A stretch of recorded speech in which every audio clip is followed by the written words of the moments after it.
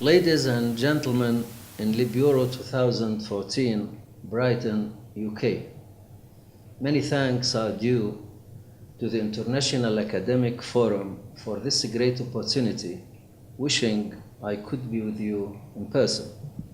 The title of my paper is The Role of Religion in Kamala Markandaya's Nectar and Sieve and Nuruddin Farah's Sweet and Sour Milk. This paper is an attempt at exploring the role religion plays in people's lives in colonial India and post-colonial Somalia, as depicted in Markandaya's Nectar and Sieve and Farah's Sweet and Sour Milk. It will trace the endless suffering of the main characters in both novels, who, to escape tyranny and repression, resort to their religious beliefs, mostly mixed up with superstitions, as a refuge that would provide them with a little protection and consolation in horrible social, economic, and political conditions where callous oppression, grinding poverty, worn-out customs, and ignorance permeate every single aspect of their lives. However, instead of being a source of hope and tranquility, religion, the paper will show, whether it is Hinduism or Islam, adds up to their despair and anguish, since those in power,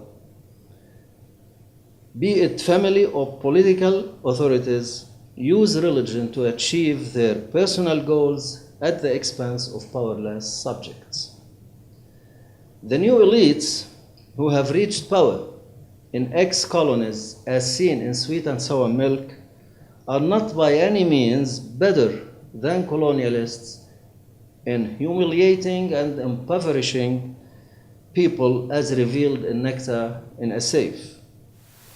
In this novel, through Rukmani, the protagonist, Markandaya manifests how the tannery, built and run by the wealthy whites, has disastrous repercussions on the rural area and its despondent peasants. Being raised according to social mores and religious beliefs to be an obedient and satisfied wife, Rukmani, married at 12 to a man she has never seen before, though shocked at seeing her new home, a mud hut, nothing but mud and thatch, she never complains.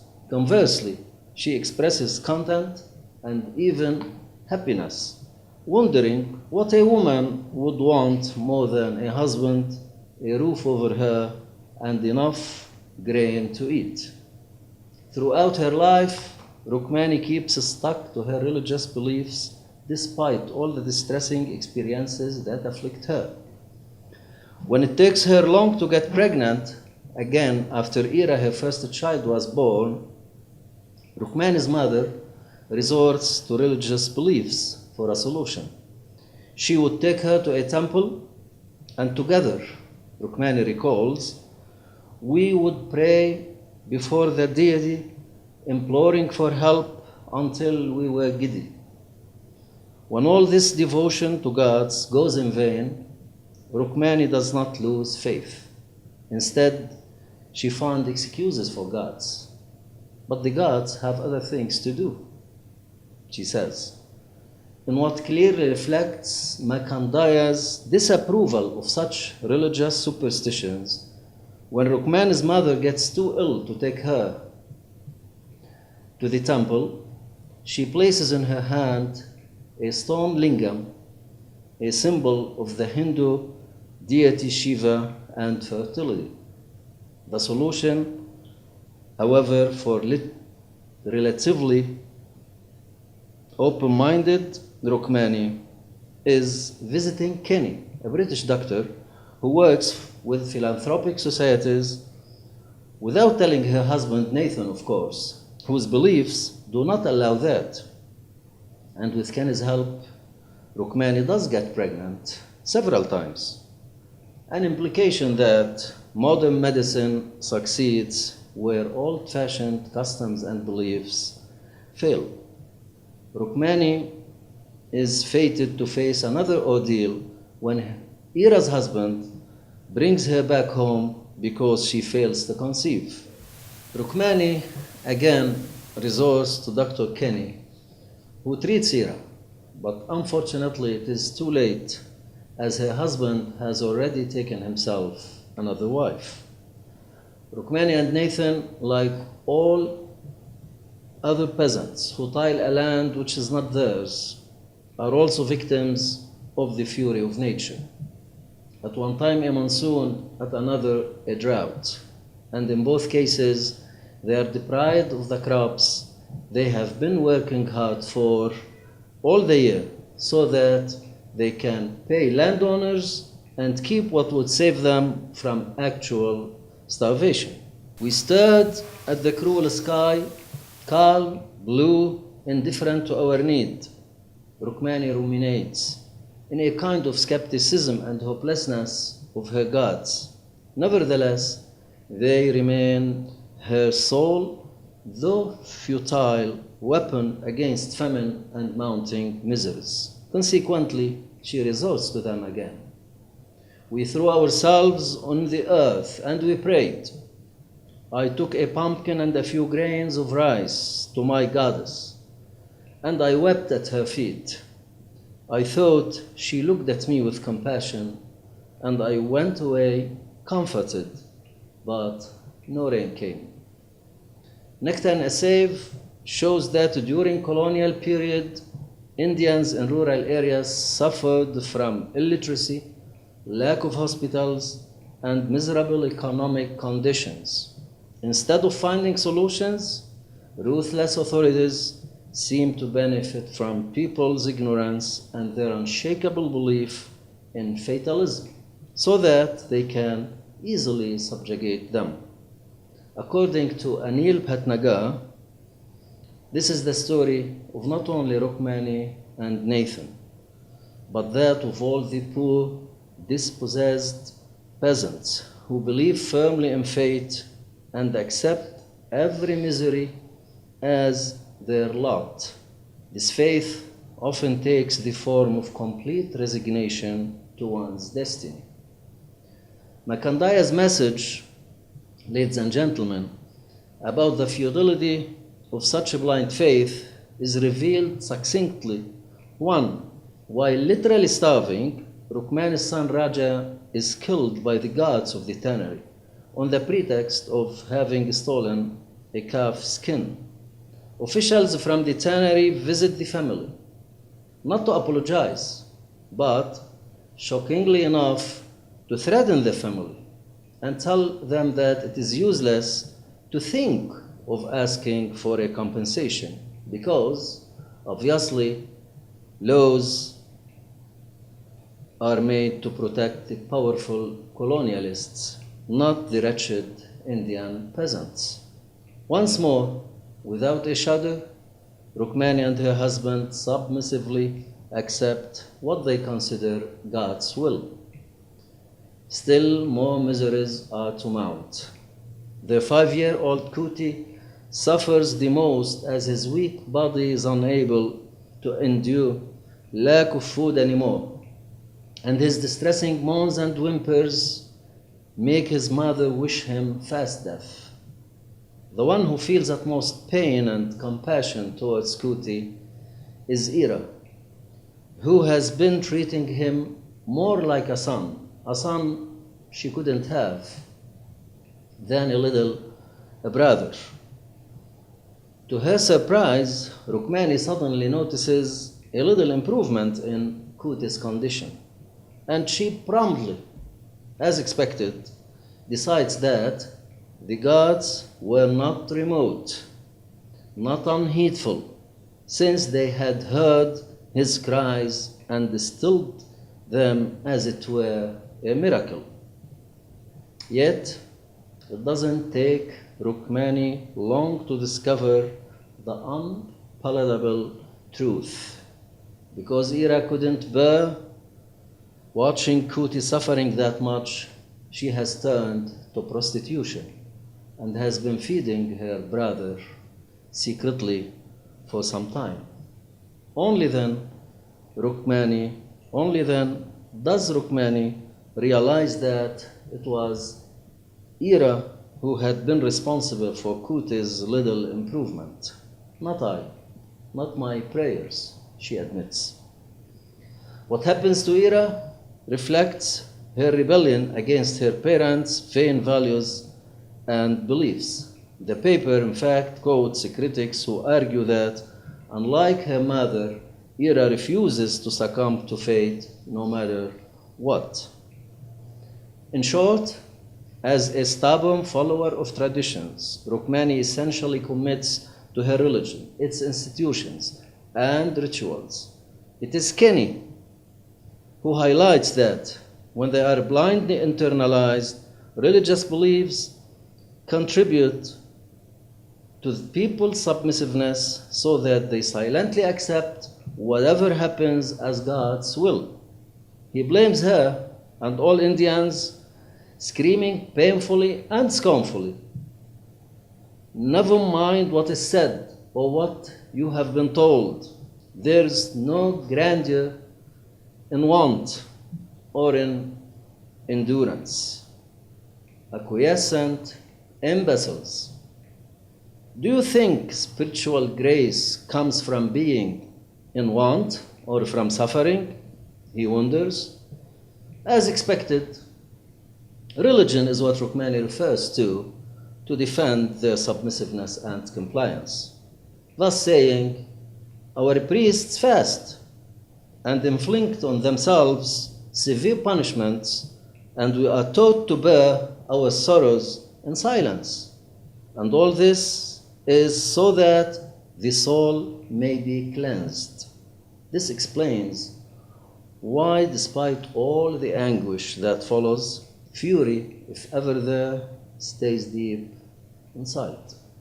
What makes matters even worse is that they are kicked out of the land they have wasted 30 years serving because the powerful white tanners have bought it. Yet, unsurprisingly, Rukmani tells Nathan, "Do not concern yourself, dear. We are in God's hands." They have no choice but to go to the city to stay with their son Murugan. To get another shock, out of desolation, Murugan has left his wife and kids and disappeared. Like hundreds of beggars, they resort to a temple for a meal and shelter, where their last possessions are robbed.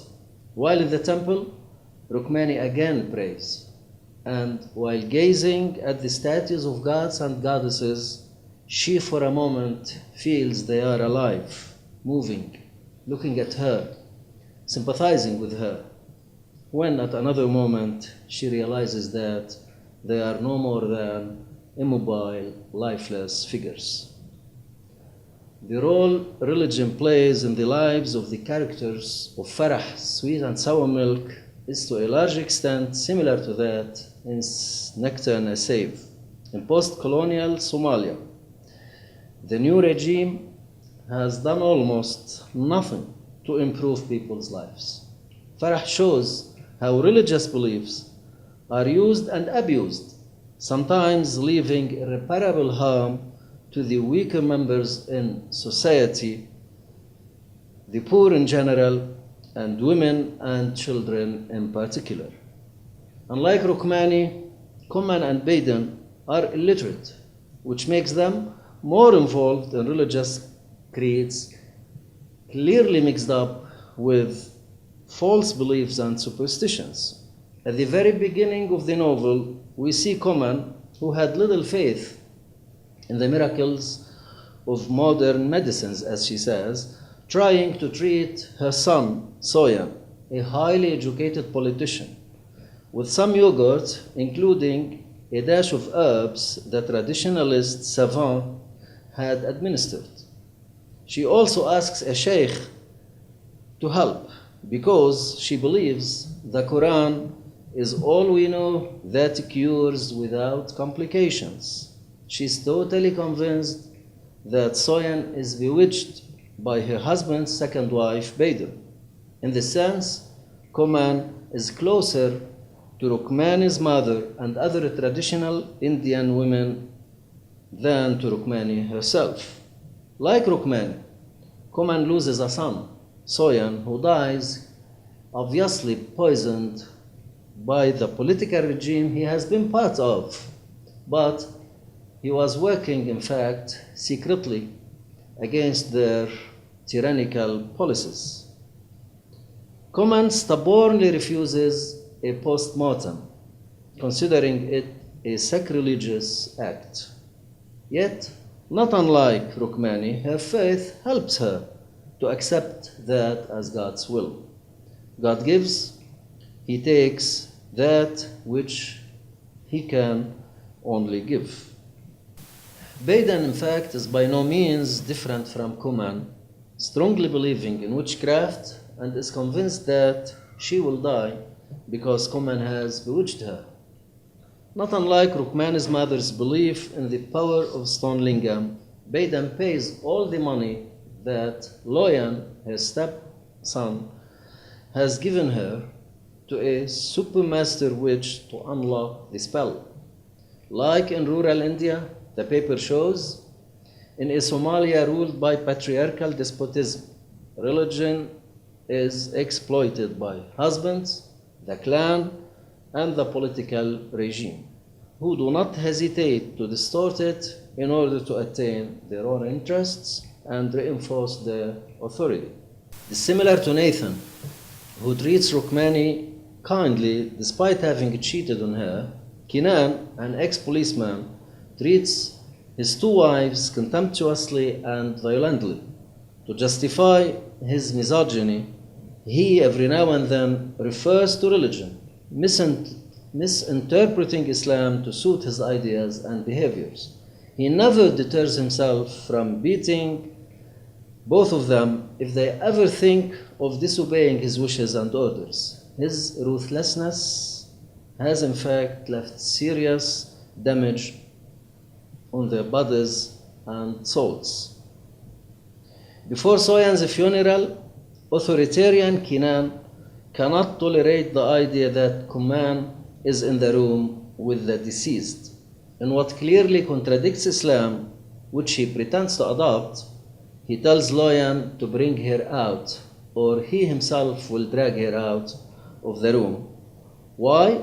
Because he believes that her presence defiles the room. At another point in the novel, and in a clear example of misinterpreting religion, he blames Loyan for listening to women, saying, "Women are for sleeping with, for giving birth to, and bringing up children. They are not good for any other thing. They are not to be trusted with secrets. They can serve the purposes Allah created them for originally, and no more." Kinan also resorts to religion to practice absolute authority, telling Loyan, "I am the father. It is my prerogative to give life and death as I find fit. If I decide to cut you into two, I can. The law of this land invests in men of my age power." However, this tough patriarchal figure, who takes neither his illiterate wives nor his highly educated sons seriously, suddenly presents himself as a devout Muslim, thus asking Loyan, after they know about Baden's death while giving birth, to read from the Quran so that God may redeem them from their sins, according to him. The irony is that Kinan is dating a girl younger than his daughter Leyden, and he is planning to have her as a third wife. This, however, is not among his sins. He is using his full right as a Muslim male to 4 wives, neglecting all restrictive conditions. There is no doubt that, like Markandaya, Farah believes that blind faith and total compliance with mores and traditions make subjects like Kuman unable to recognize their real interests, thus acting against their own rights. She, Kuman, similar to her husband, hates liberated, educated, and independent women, like Margherita, Soyan's half-Italian girlfriend, who firmly stands against oppressors like Kinan and the regime. Unable to change their mother, Soyan and Loyan educate their younger sister, Leyden, and they would invest in her their hopes. They would trust their future with her. In addition, religion is used by many clergymen and politicians to ensure themselves certain privileges and power. On the 7th day of Soyan's death, for example, and before saying their prayers, the sheikhs are the first to eat and are served the best meat, together with other important guests, mostly politicians and tribal chiefs. The family patriarchal system the novel unravels is just a symbol of the oppressive political patriarchy, using it to ensure unquestionable supremacy. In an epigraph to part 2 of the novel, Farah asserts this relationship, quoting Wilhelm Reich, "In the figure of the father, the authoritarian state has its representative in every family, so that the family becomes its most important instrument of power. The dictator, consequently, is the grand patriarch, who claims a new type of rule supposedly based on Islam and Marxism, but actually using the tribe and its values to dominate every single aspect of life in post-colonial Somalia. The regime arrests opponents, including women, throws them in jail, and executes them in the name of Islam, which seems sarcastic, knowing that they have built what they call orientation centers, and it was to them that people went, not to mosques anymore." Baden herself, we come to know, is forced to marry Kinan after he causes her ex-husband's death during a violent interrogation. Although Islam is incompatible with the socialist rule that General claims to adopt, in opposing dictatorship, Barbara Turfen writes, "He, the general, has been able to distort his subjects' interpretation of Islam, bribing or coercing the sheikhs to support his rule and to lead their followers in singing his praises and comparing him grotesquely with the Prophet or even with Allah.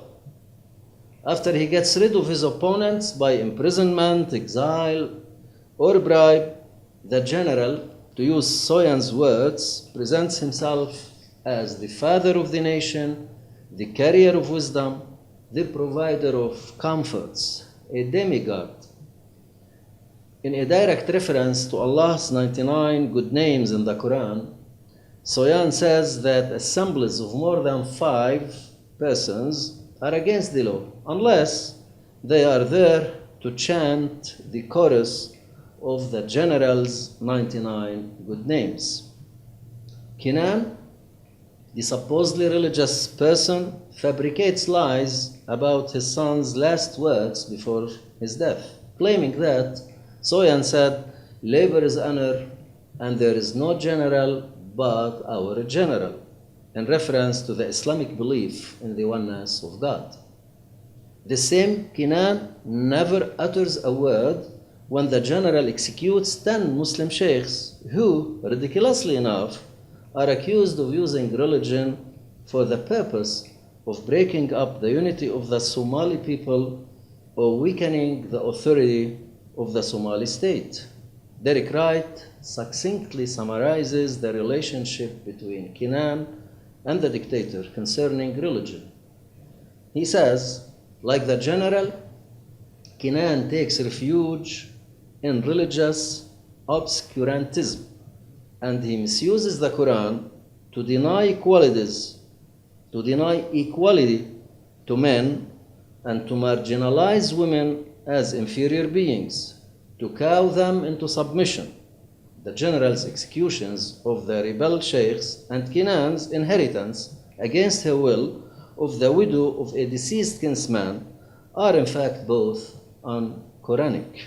Unquote. One more example of the abuse of religion by authorities is their carelessness about the dire poverty which, similar to Nectar and Sieve, pervades the country. Like in Markandaya's India, the streets of Mogadishu overflow with fatherless children and beggars, and all the regime does is collecting them, throwing them in prison whenever a foreign diplomat visits the country. Farah sheds light on the fact that while a lot of people can barely find something to eat, the general and his ministers live in outrageous luxury. Soyan has been courageous enough to confront the general with all these cruelties, thus telling him, "It is unconstitutional to pass laws, sign decrees, run a martial law government, and then sentence these sheikhs to death. It is against the teaching of the Quran, on which they base their arguments." At this point, the general gets furious and screams, "I am the Constitution. Now you know who I am, and I want you out of here before I set those dogs of mine on you and you are torn to pieces." It is worth mentioning that Farah does not introduce Soyan, who pays his life as a result of being true, as a devout Muslim. On the contrary, he drinks alcohol and he has a child out of wedlock, while many other supposedly pious individuals who not only keep silent towards the cruelties and brutalities, but also participate in praising the general despite all the verses in the Quran and the Prophet's hadith that urge believers to speak truth to power. In a nutshell, in both novels, blind religious faith never provides a solution for people's suffering from different kinds of oppression and cruelty. Rukmani's religious practices do not make her crops grow or save her family and other peasants from famine and degradation, nor do they give Koman, Baidan, and other poor Somalis the means to get rid of domestic, social, or political dictatorship. Religious faith is definitely a source of relief on the short term. But if it is not accompanied by education, open-mindedness, and willpower to act, it will be another means of repression and persecution, and a symbol of speechlessness and powerlessness.